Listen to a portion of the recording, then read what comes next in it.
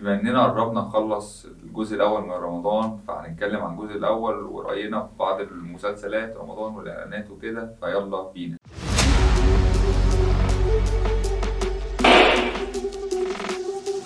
السلام عليكم وأهلا بيكم في حلقة جديدة. هنتكلم عن كل حاجة في رمضان، المسلسلات والإعلانات ورأينا فيها بشكل عام في الجزء الأول من رمضان. خلاص قربنا ندخل على 15 يوم من رمضان، ايه الشهر بيجري بصراحة. يعني أول حاجة هندخل فيها مسلسل مين؟ مسلسل سيد الناس اللي مش ناس. هنتكلم عن مسلسل سيد الناس. مسلسل سيد الناس بوجه عام اتكلمت في الحلقة السابقة، الحلقة اللي فاتت، إن المسلسل زي هو إيه، نسخة جديدة إحداث من مجموعة مسلسلات الضرب في الخلاط لمحمد سامي. المسلسل ده أنا شايفه اللي هو فيه مسلسل سيد الناس، أنا حاسس فيه الأداء فيه مفتعل مبالغ فيه أوفر جدا في التمثيل من معظم الممثلين، وحاسه هو المسلسل حاسه اللي هو واخد الطابع الكوميدي، مع إنه مسلسل أصلا مش كوميدي، بس العبث اللي بيحصل فيه ده كوميدي. واللي ماشي اللي هو اللي انا بقول اللي هو مسلسل كوميدي، الساوند افكت، الموسيقى التصويريه اللي بيستخدموها في المشاهد، واحمد رزق اللي هو بيقدم شيء دور شيخ. هو اخو البطل اللي هو عمرو سعد، اخوه من ام تانية، ان ابوه اصلا كان متجوز اتنين، فده من ام تانية. فاحمد رزق بيقوم بدور اخوه، وهو بدور شيخ الطرق والكباري، شيخ مفتعل. فهو بيقوم بدور الكوميدي وخط الكوميدي في المسلسل. وفي طبعا اخوه التاني اللي هو احمد فهيم، ده بيقوم بدور اخوه، ده بيقوم بدور اخو الجرحي بس برضه من ام تانية. الاتنين هو احمد رزق دول من ام، وعمرو سعد ده من ام تانية. وعمرو سعد قايم بقى بدور اللي هو دور الجرحي. انا بحكي يعني في اللي حصل. هو بيقوم بدور الجرحي، وعنده طبعا اخت، وعنده بقى اللي هي مرات ابوه اللي هي بتقوم بيها الهام شاهين، اللي دورها مبالغ فيه جدا، اوفر جدا. ورنا رئيس اللي بتقدم برضه دور اوفر، معرفش ايه التمثيل الغريب بتاعهم، دول كلهم بيجعروا. التمثيل بتاعهم تجايز. تمثيل غريب بقى، واحد رفع حواجبه كده. تمثيل مبالغ فيه جدا. المسلسل وجهة نظري ده بالعبث اللي فيه ده واخد طابع كوميدي، مش زي المسلسلات بتاعت محمد سامي اللي فيها الإثارة فيها طبعا الكلام ده. طبعا هنتكلم عن فيه طبعا حاجات المشاهد الثابتة لمحمد سامي في مسلسلاته. الجرح هو البطل القوي جدا اللي مفيش حد بيغلبه. فهو اتخانق كذا خناقة. مرة كان راح لمرات أبوه عشان يديها 10 مليون جنيه، فراح لها المحل بتاعها البوتيك ده، بتبيع حاجات براند، بتبيع براندات، مش عارف برفانات وحاجات وكده. فمسك اتنين ضربهم كسرهم، كسر تلات فاترينات حاجات ازاز كده، طبعا ازاز فيك. طبعا كسروا كمية ازاز في المسلسل ده في اول 10 حلقات كتير. الازاز ده طبعا تقريبا ازاز فيك اللي بيعملوه بالسكر والحاجات دي في الخدع يعني. فبعدين اخته اتخطفت من ده، ان في تاجر اسلحه والماس ليه بضاعه عند ابوه، وابوه ما ادوش البضاعه. وابوه طبعا مات في المسلسل في اول 10 حلقات، مات وساب لهم بقى ايه، قصص يعيشوا معاها. ابوه كان بيتاجر في كل، ابوه كان ماشي في كل التجاره الشمال كلها. تجاره اسلحه، الماس، تجاره عمله، كان بيعمل حاجات كتير. كان متجوز واحده وهم اكتشفوا كده في بعد ما مات. وهي كانت بتطالب بحقوقها، واخد 10 مليون جنيه. فكسر دي. بعد كده حصل كان في، اكتشفوا ان في واحد اسمه لونج فريند، ده طلع ده اللي هو صاحب الالماس والاسلحه. فالراجل ده خطف اخت الجرح اللي هو عمرو سعد، بعدين راح يتخانق معاه واخد اخته، وضرب بودي جاردات تخرشمهم، وكسر ازاز كتير جدا. وكان قايم بدور خرافي يعني. بودي جاردات 10 بودي جاردات ولا 15 بودي جارد، هو كل واحد اصلا لو تف فيه هيطير.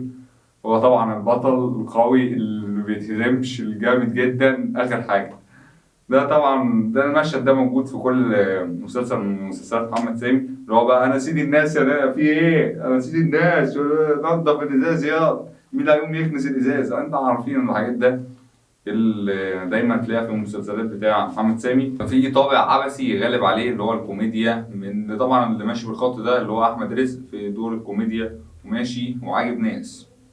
وانا شايف بوجه عام المسلسل اوفر في التمثيل جدا، بس يعني شغال. ومن جانب بقى الأحسن حاجة من المسلسل التترات، شفت التترات بتاعته؟ التترات بتاعته طبعا اللي يغني أخو عمرو سعد اللي هو أحمد سعد، عامل أغاني شبيهة بالأغاني اللي كان عاملها في جعفر العمدة والبرنس، وكان عاملها برضو بالأغاني اللي عاملها في إعلانات رمضان قبل كده، في إعلان مستشفى تقريبا خيرية، كانت قريبة اللحن والموسيقى كانت قريبة.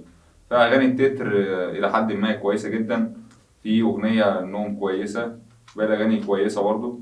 فأغاني التتر كويسة لأحمد سعد. دور بقى إيه أحمد زاهر المبالغ فيه ده أوفر جدا، ده أوفر دوز بقى. هو أحمد زاهر مستمر في انفعالاته الغريبة جدا، بيمثل بيبرق وبيحرك ودانه بيحرك حواجبه، فتمثيله اوفر جدا، تمثيله غريب جدا، كل حاجه ايه بيجعر وبيبرق ويطلع نار من بقه تنين، هو ولا ايه يا جدعان؟ وبعدين لقينا ايه عيلته كلها مشارك، بنته بتمثل في المسلسل ومراته قايمه بدور مدربه تمثيل في المسلسل. فكل العيله دلوقتي بقت تمثل، هم دخلهم كلهم الوسط الفني، ابناء عاملين كلهم. فده ايه المسلسل. ندخل على كده نفصل بقى شويه باشغال شقه، واشغال شقه بمستمر في الكوميديا، كل شويه بتزيد من حلقه لحلقه.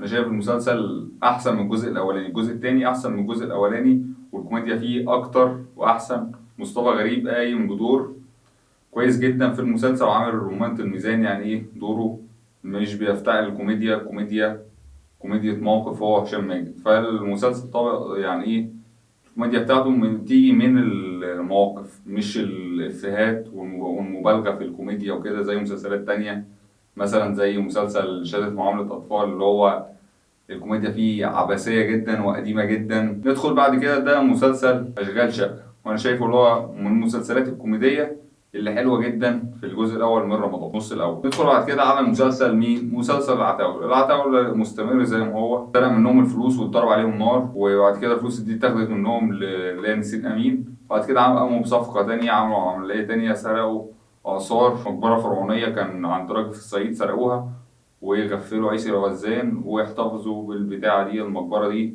ومكتمينها. وده تقريبا نفس التويست اللي حصل في نفس الموقف يعني اللي حصل في الجزء الأول، اللي هو كان أحمد السقا سرق آثار، حتة آثار من عيسى الوزان ومخبيها وكده ومكمرها. وده الجزء التاني قاموا هما بقى الاتنين سرقوا آثار وخبوها من عيسى الوزان. وعيسى الوزان كان عامل فيهم مقلب اللي هما إيه هياخد منهم الآثار، اللي هو كان عامل لهم كمين شرطة بس التانيين أذكياء مغفلينه، اللي هما إيه جابوهم من طريق تاني. فده العتاولة مستمرين في نفس الأداء وعتاولة. تدخل بعد كده في مسلسل حكيم باشا عواد، ومصطفى شعبان مستمر في دور اللي هو الراجل الكبير اللي برضه القوي جدا مفيش حد يقدر عليه. ابتدى بعد ما سجل ابنه، طبعا في صدام ما بين ولاد عمه طبعا كرهوه جدا وعايزين ياخدوا حقوقهم، وعمه ابتدى برضه يغير، ابتدى بقى برضه يدخل في خلافات بقى مع ولاد عمه وعمه. طبعا ليه أعداء كتيرة، كل الناس بتكرهه، ليه أعداء كتيرة يعني هم كلهم بيكرهوه. قبض عليه الأول في قضية آثار، وطلعت هو مكفلهم برضه، عامل طريقة سباهم، كان اشترى مقبرة فرعونية.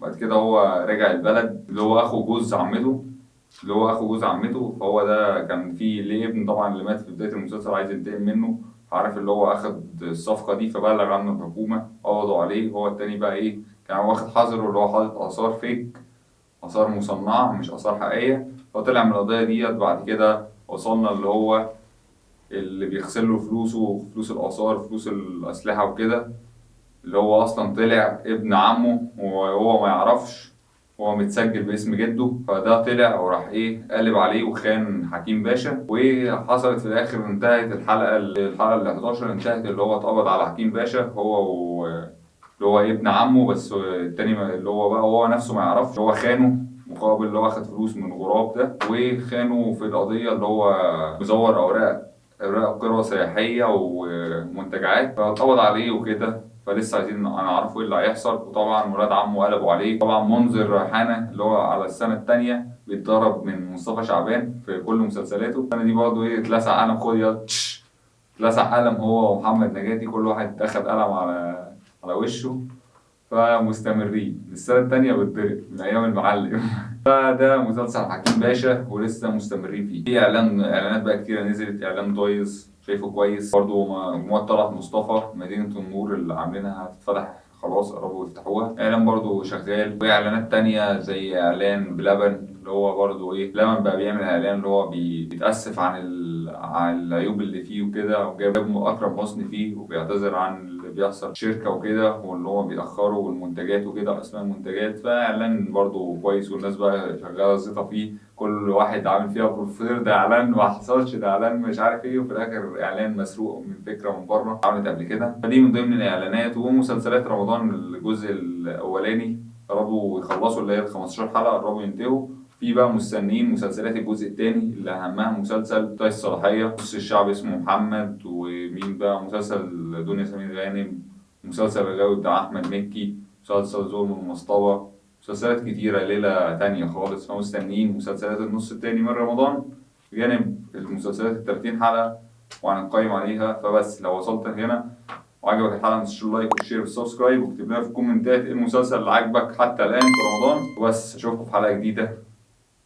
سلام. مسلسل العتاولة نسينا نقول حاجة، إن بالصدفة كنا الأول مش عارفين إن دي بنت فيفي عبده، وطلعت بنتها مشاركة في المسلسل، وأبناء العاملين شكلهم مسيطرين على مسلسلات رمضان. الوسط الفني كلها بقت هي أبناء العاملين، زي رجعوا لزمان اللي شغال في شركة مثلا أو شغال في حاجة بقى ابنه هو اللي بيورث الشغلانة دي. منتشرة في الوسط الفني كتير جدا. فبنتها مشاركة معاها، هي اسمها عزة مجاهد اسمها الحقيقي، قايمة بدور في المسلسل، وهي شبهها جدا. خالد مناطق هي بالظبط زي ابن أحمد السقا اللي مشارك في العتاولة، اللي مشارك في سيد الناس، شبهه جدا برضه.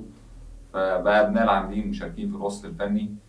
وبرضه في المسلسل، حاسس المسلسل العتاولة تطويل جدا في الحلقات والمشاهد، في مشاهد ملهاش أي 30 لازمة، وده طابع على أغلب مسلسلات رمضان اللي هي 30 حلقة، اللي هي 30 حلقة، ومطولين جدا في المشاهد وبيطولوا المسلسل في حاجات، مشاهد ملهاش أي 30 لازمة، مفيهاش أي إفادة في القصة، والكتابة ضعيفة جدا، وإحنا نازلين إلى القاع، نازلين في البلاعة من الآخر. فدي من الحاجات العتاولة. آخر حاجة هنختم بيها بعيد بقى عن المسلسلات، في أفلام كتيرة نازلة السنة دي والسنة الجاية، أجزاء كتيرة السنة دي برضه، في أفلام كتيرة نازلة سواء في العيد أو بعد العيد، سواء أجنبية أو مصرية. هنعمل لهم حلقات مخصصة، بس هنخلصوا شهر رمضان كده إن شاء الله، هتبقى آخر رمضان نتكلموا عن أفلام العيد والأفلام التانية اللي هتنزل وأفلام السنة، وعاملين ملخص لو رجعت الحلقات اللي فاتت، الأفلام اللي كنا بنتكلم عليها سلسلة أجزاء.